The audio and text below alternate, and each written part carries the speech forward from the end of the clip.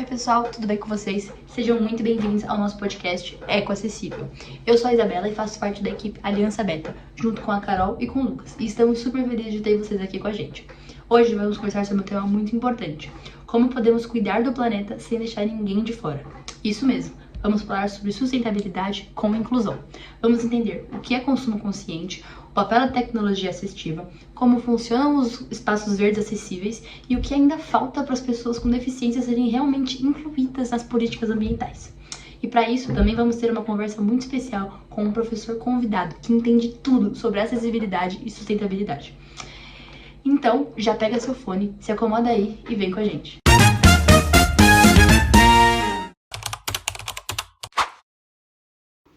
Olá gente, meu nome é Carolina e eu tô aqui para falar um pouco sobre consumo consciente. E o que seria isso? Seria quando você pensa antes de comprar, consumir ou descartar um produto. Por exemplo, os materiais que são usados nele não ferem tanto o planeta, né? Não deixam ele tão mais poluído quanto ele já tá. Outra coisa, esse produto foi produzido respeitando os direitos trabalhistas, porque não sei se vocês se recordam, a escravidão foi abolida em 1888 pela princesa Isabel. Então, é pressuposto que os trabalhadores tenham todos os seus direitos muito bem garantidos. Além disso, isso está muito atrelado à acessibilidade. Porque o consumidor que vai utilizar esse produto tem que estar confortável usando ele. Porque se a gente tem um produto que é ecologicamente correto, mas não for acessível, a gente exclui uma parcela da população, né? Que poderia estar contribuindo para a melhora do nosso planeta, mas que por conta de suas limitações não poderia estar realizando isso. Por exemplo, o produto tem a sua legenda em braille para quem é deficiente visual, ou embalagens fáceis para quem tem limitações motoras. Um exemplo que a gente pode citar é o da Selena Gomez, que por ela ter lupus, e às vezes quando ataca, né, ela tem uma crise, ela tem limitações no movimento das mãos, ela criou uma marca que chama Hair Beauty, que tem as embalagens dos produtos acessíveis para quem tem essas limitações de movimento. Que aí a pessoa ela pode usar de forma fácil, que seja acessível para ela. Portanto, saiba que acessibilidade e sustentabilidade andam lado a lado e podem sim caber dentro de um mesmo produto. Você já foi a um parque e percebeu se ele era acessível? Espaços verdes precisam incluir todo mundo. Um bom exemplo disso são os jardins sensoriais, que usam plantas com cheiros fortes, texturas diferentes e até sons. Isso é ótimo para pessoas com deficiência visual, por exemplo. E dá para fazer isso sendo sustentável, usando plantas nativas, coleta da água da chuva, materiais reciclados. A natureza pode ser acessível, é só querer planejar com inclusão. Agora vamos entrevistar o professor Renato. Sobre isso. Olá pessoal, tudo bem? Eu sou o Renato, eu trabalho com robótica educacional. Na verdade eu tenho trabalhado com tecnologias educacionais e a robótica é uma coisa que, do mesmo jeito que aproxima, ele distancia, né? Porque os kits acabam sendo muito caros. Então a gente trouxe umas coisas para mostrar para vocês hoje, mas é para falar como é que a gente trabalha questões sustentáveis e como é que a gente torna essas atividades mais acessíveis, que qualquer aluno possa participar das nossas atividades.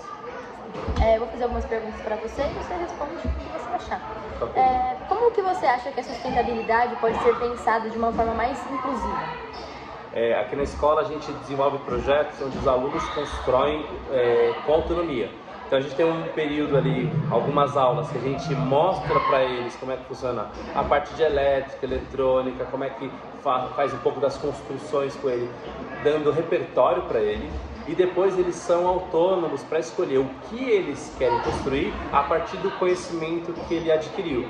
Então vai muito no tempo dos alunos. Eu tenho um aluno que está 4 semanas no projeto, mas eu tenho um aluno que está 3 meses no mesmo projeto, no tempo dele. A gente vai ajudando, tirando dúvida, mas o tempo todo eu vou perguntando para eles o que ele quer fazer, como ele quer fazer e como eu posso ajudar. Porque a gente precisa incluir ele e que ele faça as mesmas atividades que os outros alunos, mas o que a gente vai percebendo é que ele precisa de um outro tempo, um tempo maior. A gente pode até reduzir às vezes o tempo, colocando um limite para todo mundo, mas não é só para aquele aluno. Todo mundo tem um limite de 6 semanas. E aí eles vão fazer o que eles conseguem nesse período. Muito legal essa forma de você conseguir fazer a pessoa participar, né? Mesmo que a pessoa tenha um pouco de dificuldade. Para a segunda pergunta agora, eu vou perguntar se você tem algum exemplo prático que seja sustentável e acessível. Tá. Eu trouxe aqui 2 exemplos que a gente construiu aqui na escola. Um carrinho com papelão, então se a gente estivesse usando um material mais estruturado, que acho que o mais famoso que a gente tem são as peças de Lego, o aluno faria essa construção, mas teria que desfazer, talvez não pudesse levar para casa. Aqui ele construiu um carrinho, na verdade ela está construindo um carrinho de papelão. Ela está há várias semanas trabalhando nesse projeto. Foi difícil para ela chegar na caixa, né, na ideia do carrinho. Ela fez uma janelinha aqui do outro lado, ela está colando aqui. Mas aí a gente também investiu mais tempo nessa construção, então ela tinha autonomia. E na parte do funcionário em si, ela instalou as rodas. E aí a gente vai dando dicas como é que ela colocaria um motor para funcionar. Então vou ligar aqui, ver se tudo dá certo. Aqui, ó. Então a gente tem um carrinho que funciona, deixa eu desligar ele aqui. Fugiu. E a gente tem um outro projeto que é de uma roda gigante. Então a ideia da sustentabilidade, a gente está trabalhando aqui com materiais que estão mais próximos do nosso dia a dia. A gente consegue, por exemplo, desmontar, está colado com cola quente, a gente consegue desmontar esse projeto para reaproveitar as peças. Os palitos, eles são palitos sustentáveis, a gente tem esse trabalho ainda de pedir para quando a escola compra, se preocupar se é material de reflorestamento quando compra os palitos. A gente vai colocando essa preocupação em outros lugares também, nas compras da escola, na hora que as crianças vão montar. Então aqui tem uma roda gigante que também funciona. Então, de novo, se fosse um kit pronto, ela iria fazer esse projeto e tem que desmontar depois. Aqui não, é um projeto que fica para a escola, depois ela pode levar para casa, depois volta para a escola. A gente consegue expor os projetos, sabe? A gente tem tempo para trabalhar. Sim. Então, as atividades elas são inclusivas, né? Porque qualquer aluno consegue dar conta de fazer um projeto desse. O que a gente acaba fazendo é oferecendo mais suporte ou não. Por exemplo, eu tenho deixa eu pegar aqui uma folha aqui, ó. Que a gente tem esse daqui é o meu molde da roda gigante. Quem não consegue dar conta de fazer essa roda gigante aqui, ela usa esse molde para poder fazer a atividade. Então ela vai se direcionar por uma referência e ela vai construindo. E a gente vai dando o apoio que eles precisam. Mas acho que eles dão super conta. O que a gente só tem que se preocupar é que não seja só uma coisa que eles fazem uma parte. A gente, assim, quanto mais coisas eles conseguirem fazer, melhor vai ser o projeto, vai ser mais legal. Entendi, muito legal esse negócio de você conseguir incluir até com as peças sustentáveis mesmo, para as crianças conseguirem fazer mais depois de novo. Agora, para a próxima pergunta, na sua opinião, qual que você acha que é o maior desafio hoje para que pessoas com deficiência sejam incluídas nas práticas sustentáveis, nas práticas ambientais? Acho que a gente tem uma ideia de que para incluir a gente tem que fazer um trabalho diferenciado com aquelas pessoas. E muitas vezes o trabalho diferenciado é fazer uma atividade à parte. Os alunos fazem essa parte aqui, ele faz essa parte que é o que ele dá conta. Ou os alunos vão fazer uma atividade, ele vai fazer uma atividade similar. Na verdade, quando a gente fala de acessibilidade, de inclusão mesmo, a gente tem que pensar a atividade na origem. Então a gente tem que pensar uma atividade que todo mundo dê conta de fazer, independente do nível, o que cada um vai conseguir fazer. Mas tem que ser o mesmo desafio para todo mundo. Esse é o desafio tá. A gente fala, quando a gente fala de acessibilidade, a gente chama de um negócio que é o DU, que é o desenho universal. A gente tem que conseguir fazer uma atividade que todo mundo consiga fazer. Quem tem muita habilidade, vai fazer uma roda gigante, incrível e tal. Quem tem pouca habilidade, tem dificuldade, precisa de suporte, precisa de apoio, vai dar conta de fazer a roda gigante, vai dar conta de fazer as ligações elétricas. A diferença é que a gente vai dando mais apoio para eles em alguns momentos, trabalho coletivo, trabalho em equipe, às vezes as próprias crianças se ajudam, mas acho que a ideia é pensar na origem. Qual que é o desafio que eu vou colocar? Não vou colocar um desafio diferente para eles, com níveis diferentes. Não, eu coloco o desafio e todo mundo faz de acordo com as suas possibilidades. A gente tem essa impressão de que para incluir você tem que colocar a pessoa fazer uma coisa diferente, mas na verdade ela vai se sentir mais incluída quando ela está fazendo o que todo mundo está fazendo, né? Mesmo ela sendo um pouco diferente. Exatamente. E agora, para finalizar, qual que é a dica que você daria para estudantes ou jovens que querem começar a pensar na sustentabilidade junto com a exclusão, junto com a inclusão? Acho que a gente tem que, acho que é bem claro, né? Mas a gente está na escola, que a professora, a gente fala, a gente precisa estudar mais para a gente conseguir entender como é que a gente consegue trazer mais recurso para a nossa sala de aula? Como é que eu consigo colocar mais possibilidade para o meu aluno? Porque quanto mais conhecimento o professor tem, mais recursos ele conhecer, mais ele vai conseguir oferecer possibilidades. A gente fala muito assim, a gente precisa fazer uma entrevista com as pessoas que têm deficiência para entender quais são as necessidades dela. Isso acho que é fundamental, que é um processo de empatia. Eu preciso entender o outro, me colocar no lugar do outro, talvez um pouco, mas é difícil me colocar no lugar do outro se eu não tenho aquelas questões, aquelas dificuldades, aquelas limitações.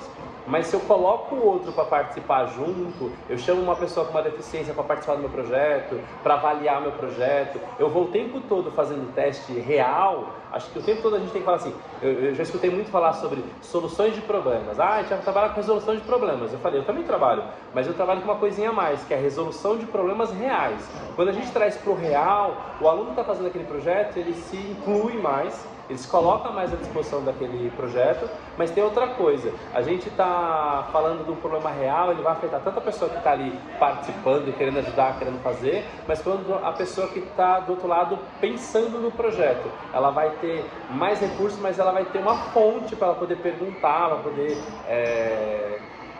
se inspirar, né, muitas vezes. Entendi. É isso a nossa entrevista. Muito obrigada. Até o próximo. Até a próxima fase. Até a próxima fase. Então, gente, para a segunda parte dessa nossa discussão, eu gostaria de falar sobre tecnologia assistiva e design circular. E como essas duas coisas estão correlacionadas. Vamos lá, vamos começar com tecnologia assistiva e a gente migra para outro tópico. O que seria essa tecnologia assistiva? É até difícil de falar, tem tanto S. Pensa, o que significaria assistiva? Tem a ver com assistência. Assistência a quem? Pessoas com deficiências, pessoas que precisam de coisas para facilitar o dia a dia delas. Sabe? A gente, por exemplo, que é muito comum, mas é uma coisa que ajuda a gente, são carros. Já pensou se todo mundo tivesse que andar, às vezes, 20 km para ir na casa de um amigo? Às vezes não dá, né? Só que aí, uma tecnologia assistiva é uma coisa mais específica para as pessoas que possuem ou baixa mobilidade, ou baixa visão, audição, problemas de audição. Tudo isso, a tecnologia assistiva ajuda. Como, por exemplo, sabe a bengala do seu avô? Isso é um exemplo de tecnologia assistiva. Apesar dela ser mais antiga que todo mundo da casa junto, é tecnologia. É tipo, quando passou da era paleolítica para a era neolítica, que saiu da pedra lascada e foi para a pedra polida, isso é tecnologia. Apesar de ser muito antigo e hoje em dia até meio desconexo pra gente. Mas como eu ia falando, outro tipo é mais recente, as cadeiras motorizadas. Pra quem provavelmente tem paralisia das pernas, dos braços, que às vezes não conseguem empurrar uma cadeira de rodas normal. E aí, a tecnologia da cadeira motorizada ajuda essas pessoas. E aí você pergunta, temos um segundo tópico. E temos um segundo tópico, que seria o design circular. O que seria isso?